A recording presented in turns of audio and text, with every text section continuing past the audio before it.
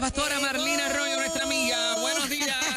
Buen día, Marlene. Buenos días, Moraima. Buenos días, Fernán. Y buenos días a toda la gente preciosa que está en sintonía con nosotros en El Reto de los Teólogos. Así mismo, yo sé que es un segmento que la gente ya espera. Sí. Aprende muchísimo. Nos ayuda también a repasar cosas que hemos leído. Exacto. Y quizás un detalle se nos quedó. Todos los días aprendemos algo nuevo. Así que gracias por esa gran sabiduría y enseñanza. Tú sabes que esta sección me ha creado un nuevo estilo de vida. ¿De verdad, De Marlene? estar respondiendo preguntas constantemente de la palabra del Señor. Mira y la eso. gente me escribe por correo electrónico, por textos, me llama. Tengo una pregunta de la Biblia, ¿se la puedo hacer? Wow. Y yo, bueno, fluya. Y nos pasamos respondiendo preguntas de la Biblia. Y me dice mi hija mayor, me dice, mami, esto es bueno porque te mantiene el cerebro activo constantemente, claro. el espíritu encendido. Así que pueden seguir preguntando. Qué bueno, qué bueno. Excelente. ¿Por dónde arrancamos? ¿Con dónde arrancamos? Voy a comenzar contigo, Fernan. Vamos allá, vamos. Adelante, Fernan. Vamos a ver, Listo. vamos a Con el ver. travieso. Sí, las Bueno. preguntas de él son traviesísimas. Pero yo creo que esta es bajita, Esta es light, bajita. Este muchacho Sí. comienza a cometer una serie de errores en su vida que son como la repetición de los errores de sus padres. Ujú. Entonces uno de repente puede decir, caramba, pues nada, o sea, vio, aprendió y repitió. Ok, pero un segundo caso. Ajá. Esta mujer, por ejemplo, ya mediana edad, fue criada por sus abuelos, nunca vivió con su mamá, no vio de cerca el estilo de vida de su madre, ni supo, ¿verdad?, de ciertos detalles de su mamá. Sin embargo, repite los mismos errores de su mamá sin saberlo. Y habiendo sido criada por sus abuelos, gente linda, buena, de valores, que la subieron muy bien. Y de repente entonces uno se plantea, bueno, pero ahí no hay una cultura aprendida, no hay una tradición, no hubo un mal modelaje y repite exactamente los mismos errores de su madre a pesar de no haberla conocido prácticamente. Impresionante. ¿Cómo se puede explicar eso de manera espiritual? ¿Tiene una explicación espiritual? Claro que sí la tiene, Fernan, la tiene. ¿Ideológica? La tiene, claro que sí. A ver. La psicología clínica, y me gusta decir los hermanos cristianos, psicólogos clínicos, ¿verdad?, podrían explicar lo que es esto de conducta aprendida, pero esto se explica espiritualmente, porque fíjate, este segundo caso que tú nos traes, donde nunca hubo una conducta aprendida, porque el ejemplo que tuvieron fue maravilloso, sin embargo, cargan algo que se llama iniquidad.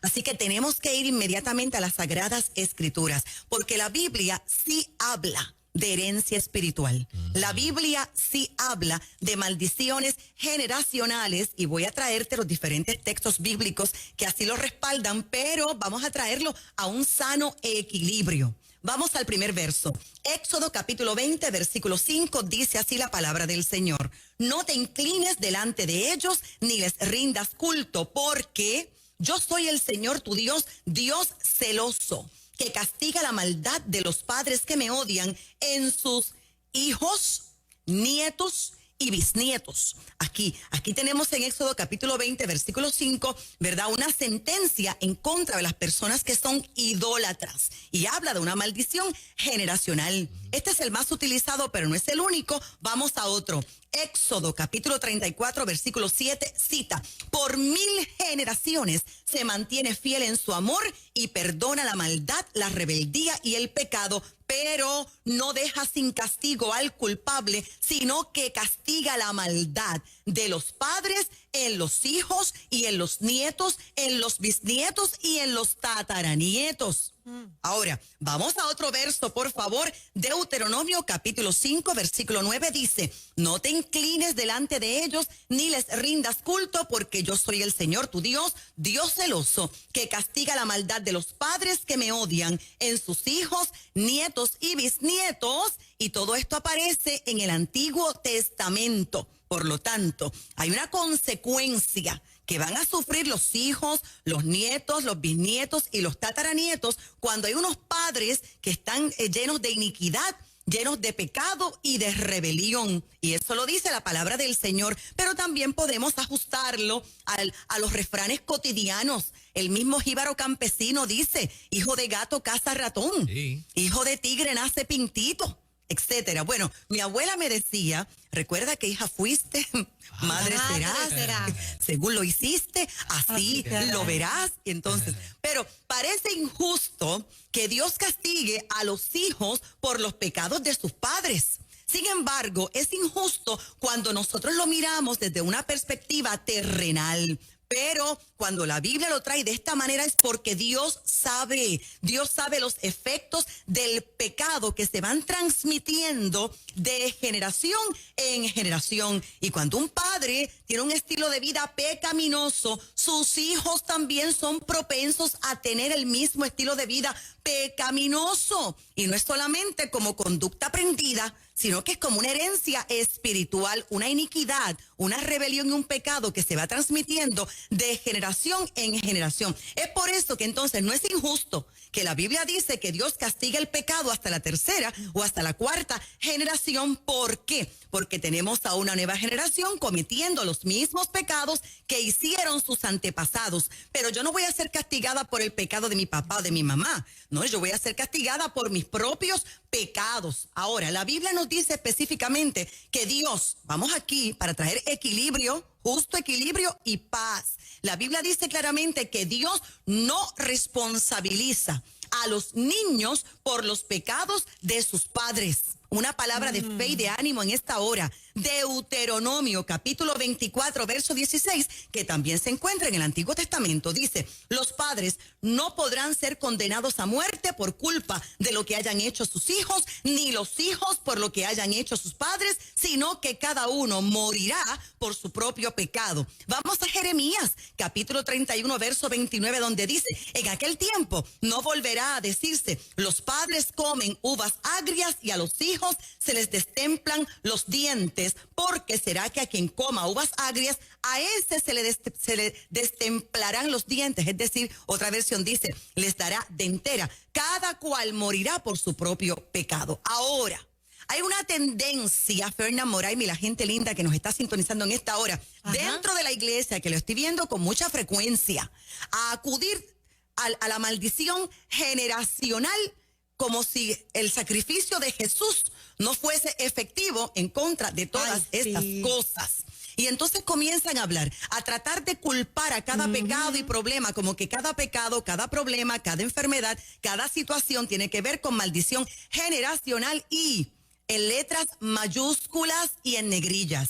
Esto no es bíblico. No, porque el remedio para toda maldición generacional es Jesucristo. Es la salvación por medio de Jesucristo. Y cuando nos convertimos al Señor, pues mira, todo esto tiene que acabar, porque la Biblia dice que somos nuevas criaturas. Segunda carta a los Corintios, capítulo 5, verso 17 cita, por lo tanto, el que está unido a Cristo es una nueva persona. Las cosas viejas pasaron, se convirtieron en algo nuevo. Y ya concluyendo, ¿verdad?, en esta pregunta, porque claro que sí que vemos problemas en la iglesia. Claro que sí. Ahora, lo que tenemos que hacer es no darle la espalda a esta realidad que es maldición generacional y acudir a la poderosa sangre de Jesucristo, porque ¿cómo puede un hijo de Dios estar bajo maldición?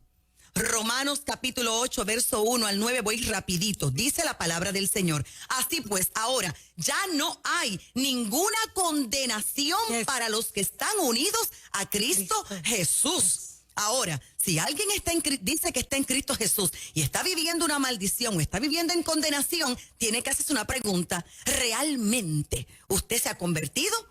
¿O usted es un simpatizante? ¿Realmente la revelación del poder de la sangre de Cristo ha llegado a su vida? ¿Usted la ha creído y la ha aplicado a su vida? Vamos rapidito, dice, porque la ley del Espíritu que da vida en Cristo Jesús te liberó de la ley del pecado y de la muerte, porque Dios ha hecho lo que la ley de Moisés no pudo hacer, porque no era capaz de hacerlo debido a la debilidad humana. Dios envió a su propio Hijo en condición débil, como la del hombre pecador, y como sacrificio por el pecado, para de esta manera condenar al pecado en esa misma condición débil. Por lo tanto, finalizo, pero por favor siga leyéndolo hasta el verso 9, allí en Romanos. La cura para toda maldición generacional. Es la fe en Jesucristo y una vida pura, santa y consagrada. Lea Romanos capítulo 12, versos 1 al 2, que dice: por tanto, hermanos míos, les ruego por la misericordia de Dios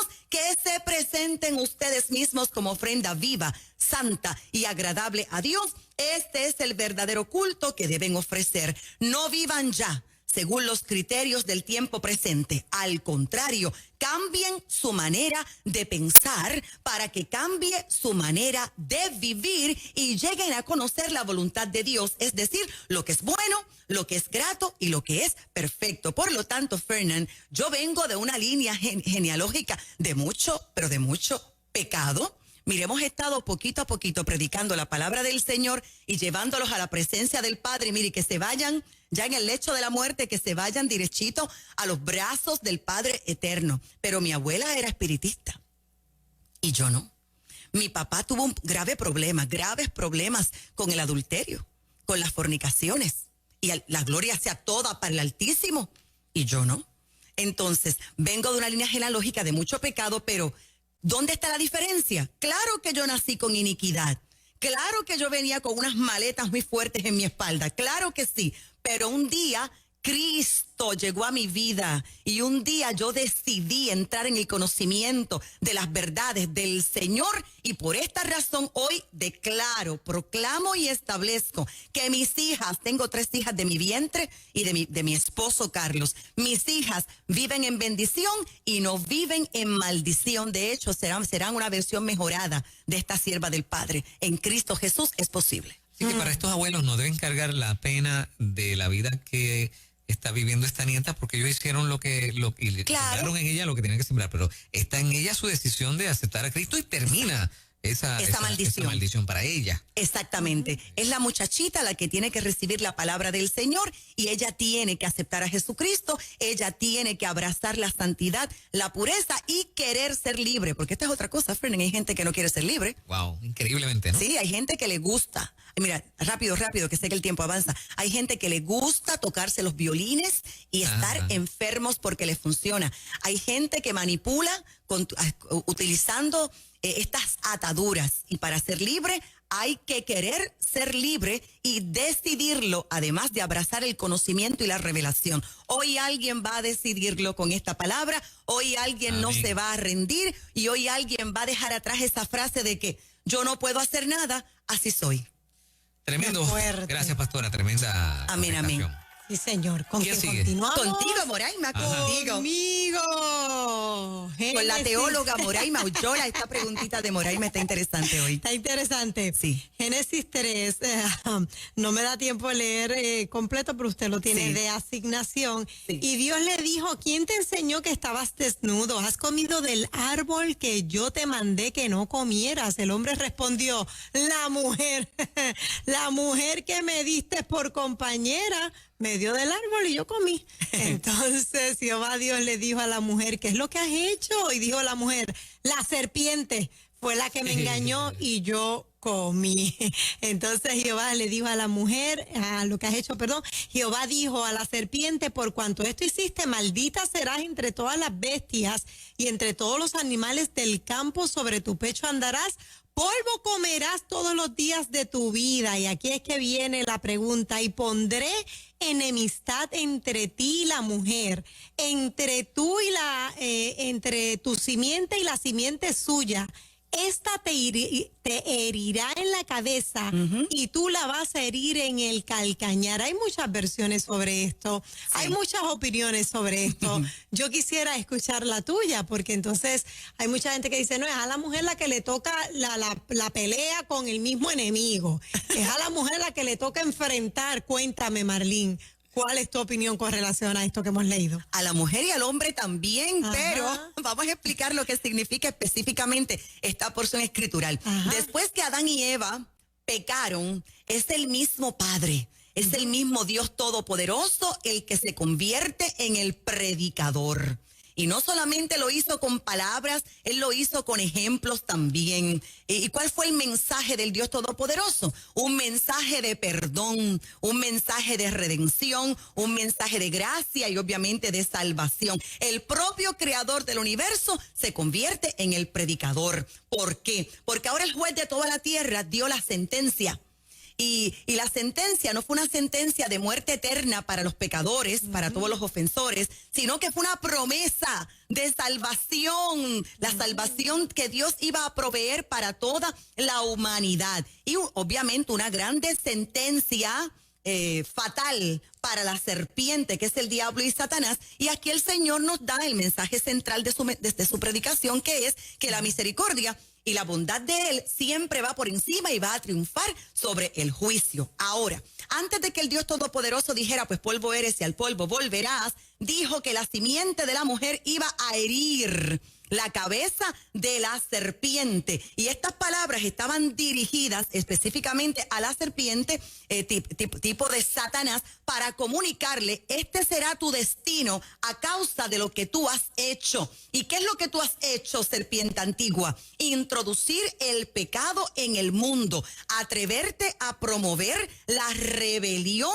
y atreverte a habilitar, a enseñarle al ser humano a pecar, a desobedecer al Padre y a multiplicar la transgresión. Y por eso, por estar dañando mi reino, por estar dañando mi creación, yo te doy una sentencia fatal. Y aquí vienen estas palabras que son poderosísimas: y pondré enemistad entre ti y la mujer, aquí una profecía, y entre tu simiente y la simiente de ella. Por lo tanto, la sentencia contra el diablo implicaba el acto más grande de misericordia para la humanidad, porque no serían ellos los que iban a pelear con el diablo. Y estas cosas, Moraima, me emocionan. Aquí está diciendo que no era Adán ni era Eva. Ellos no iban a pelear contra el diablo, sino que el mismo Dios Todopoderoso, en la persona de Jesús, es el que va a acabar contigo, Satanás. Y para dejarle claro al diablo, a los demonios, a todos los ángeles caídos, que el nombre y el poder del Dios Todopoderoso no pueden ser blasfemados jamás, sin que haya una terrible consecuencia. Por lo tanto, ¿qué significa esto? Esto significa que Dios asumió la responsabilidad de reparar el daño que la serpiente hizo. Y esto es para levantar las manos, esto es para decir gloria a Dios, esto es para exaltar su santo nombre, porque esta responsabilidad ya no es tuya ni es mía. Esta responsabilidad la asumió Jesús. Y en este texto que Moraima acaba de leer aparecen 28 palabras. Son 28, las conté. Y son 5 yes o 5 y, como le conocimos. Y en esas 5 y, en esas 28 palabras, allí están presentes todas, pero mira, iglesia, todas las grandes verdades que conforman el Evangelio de Jesucristo. Mire, número 1, anote. Allí está el misterio de la encarnación del Padre en el Hijo, que es Cristo Jesús, quien es la simiente de la mujer en cuanto a su humanidad. La Biblia dice, he aquí que la Virgen concebirá y dará a luz un hijo y llamará su nombre Emanuel, que traducido es Dios con nosotros. Aquí también Dios nos está presentando claramente que hay 2 simientes, porque dice entre tu simiente y la simiente de ella. Por lo tanto, allí está la simiente, que es la mujer, que hace referencia a María, que está obviamente del lado de Dios, y la otra simiente, que es la serpiente, que es lo que está del lado de Satanás. 2 simientes, podríamos decir en esta temporada: la iglesia de Jesucristo, comprada a precio de sangre, y todo lo que representa la estructura de Satanás. Pero aquí hay algo más, porque aquí habla de dolor. Aquí habla de aplastar cabeza, pero habla de mordedura en el talón. Por lo tanto, aquí también están anunciados los sufrimientos de nuestro Señor Jesucristo. Este te herirá la cabeza y tú le herirás el calcañar. Allí también se encuentra el poder del gobierno de Satanás. Ahí también se encuentra la eliminación de todo pecado. Allí también se encuentra la destrucción de la muerte por la resurrección de los muertos. Allí también se encuentra, y voy avanzando, el llevar cautiva la cautividad, porque esto ocurrió cuando Cristo subió a los cielos. Allí se encuentra la victoria de la verdad en el mundo por medio de la llegada del Espíritu Santo, porque todo esto fue una cosa consecuencia de la otra, todo un plan divino. La gloria de los últimos días. ¿Por qué? Porque la Biblia habla de la sentencia contra Satanás y la Biblia dice que Satanás será atado. Y el lanzamiento del maligno y de todos sus seguidores, porque no podemos borrarlo, ve la Biblia, allí está, al lago de fuego. Allí se encuentra también el conflicto como la victoria. Génesis 3:15, léalo cuando pueda para que usted se pueda deleitar. Y finalizo. Adán y Eva entendieron que no iban a ser destruidos inmediatamente, porque el Señor les dio una palabra de esperanza. El Señor le habló de una simiente, o sea, le habló de Jesús, le habló de Cristo, tomó pieles, los cubrió, le cubrió el cuerpo. Obviamente tuvo que matar un animal para poder hacerlo. Los cubrió de sangre, santo, poderoso. Y ahora provocó una enemistad. Termino mi respuesta de esta manera. Lo voy a repetir, el Padre provocó una enemistad, dice la Biblia, y pondré enemistad entre ti y la mujer. ¿Por qué? Porque es que la serpiente y la mujer Eva eran demasiado amiguitas. Tan y tan amiguitas eran que ella hasta escuchaba los consejos de la serpiente y valoró los consejos de la serpiente por encima de la instrucción que el Padre Eterno le dio a su esposo, a Adán. Y como eran tan amiguitas, ahora el Padre provoca una enemistad. Ya no serán amiguitas. Serpiente, pongo una línea, ya no serás amiga de la iglesia. Vamos a aplicarlo a este tiempo, sino que la iglesia será tu enemiga, porque yo provoco esa enemistad. Amén. Y mucho más podríamos hablar, pero allí están los puntos básicos. Podríamos escribir un libro, Moraima, sobre eso. Poderoso, establezco una línea, no más. Exacto, no podemos ser amigos de la serpiente. Esa enemistad la propició y la estableció nuestro Padre Todopoderoso. Poderosa respuesta, Marlene. Gracias por las preguntas, porque las preguntas me proveen para traer respuestas que puedan bendecir y edificar el cuerpo de Cristo. El reto de los teólogos, Pastora Marlene Arroyo, y nos queda una. Nos queda una. Sí, vamos. Que es la de Juan Carlos Márquez. Claro, vamos a hacerla. Sí, que él no está hoy aquí, pero vamos a hacerla. Dejo la pregunta. Sí, esta mañana le escuché la pregunta de Juan Carlos y está buenísima. Mira, esta es la pregunta de Juan Carlos. ¿Usó Jesús sus poderes como Dios encarnado para ejercer su ministerio o solo desde la condición humana dependiendo del Padre? Oh, wow. Y esta mañana cuando yo escuché esa pregunta en mi teléfono, yo inhalé, exhalé y le dije a mi esposo Carlos, oye, está difícil esta pregunta, pero vamos a responderla desde la perspectiva de que Jesús es Dios. Porque fíjate que la pregunta lo que nos está diciendo es, pero Jesús fue humano, totalmente humano, y simplemente tuvo la ayuda del Padre Eterno, o él utilizó como si fuera un superhéroe sus poderes sobrenaturales. Y aquí obviamente tenemos que ir a lo que se conoce como el misterio de la Santísima Trinidad, que me han preguntado bastante, la audiencia me ha preguntado sobre esto, pero ¿cómo es esto de la Santísima Trinidad? Bueno, Jesucristo es el Señor Dios Todopoderoso. Vamos a comenzar por allí. En la Biblia no hay un registro de Jesús diciendo las palabras exactas, pues yo digo que yo soy Dios. No hay un registro. Sin embargo, eso no significa que él no haya proclamado que él es el Dios Todopoderoso. Vamos a ver Juan capítulo 10, versículo 30, cuando Jesús dijo, el Padre y yo somos uno. Somos lo mismo, somos uno. A simple vista, esto no parece ser una afirmación, ¿verdad?, de que yo soy Dios. Sin embargo, ¿por qué se ofendían tanto los judíos? ¿Por qué ardían en rabia los fariseos? Precisamente por las declaraciones que hacía Jesús y la forma en que él predicaba y se conducía ante la gente. Voy a leer Juan 10:33, dice, son los fariseos molestos. Por buena obra no te apedreamos, sino por la blasfemia, porque tú, siendo hombre, te haces Dios. Por lo tanto, los judíos, los fariseos, sí interpretaron las declaraciones de Jesús como que Él está diciendo que Él es Dios. Y en ningún momento Jesús los corrige. En ningún momento Jesús dice, no, perdón, que yo no dije eso. Miren, no, disculpen, en ningún momento yo afirmé ser Dios. No. En Juan 10:30, tan pronto dice, el Padre y yo somos lo mismo, pues que somos Dios. También dice Juan 8:58, me gusta darte mucha Biblia, de cierto os digo, antes que Abraham fuese, yo soy. Y él está diciendo, pues yo soy el verbo, pues yo soy Dios. Y la respuesta de los judíos cuando escucharon tal declaración fue tomar piedras para apedrearlo hasta la muerte por blasfemia, porque era la sentencia para un blasfemo conforme a la Biblia. Levítico capítulo 24, verso 15. Ahora, algo más rapidito. En Juan capítulo 1, versículo 1 dice, el verbo era Dios. En Juan 1:14 dice, aquel verbo fue hecho carne. Por lo tanto dice que Él es el Dios todopoderoso, pero que se tabernaculizó en el vientre de una mujer, en este caso de María de Nazaret, pero nació humano, pero no dejó jamás de ser Dios. Hechos 20:28 dice, para apacentar la iglesia del Señor, la cual Él ganó por su propia sangre. ¿Y quién compró la iglesia con su propia sangre? Jesucristo. Por lo tanto, no podemos decir que Jesús en el ministerio fue totalmente humano, porque la verdad fue que Jesús fue sobrenatural.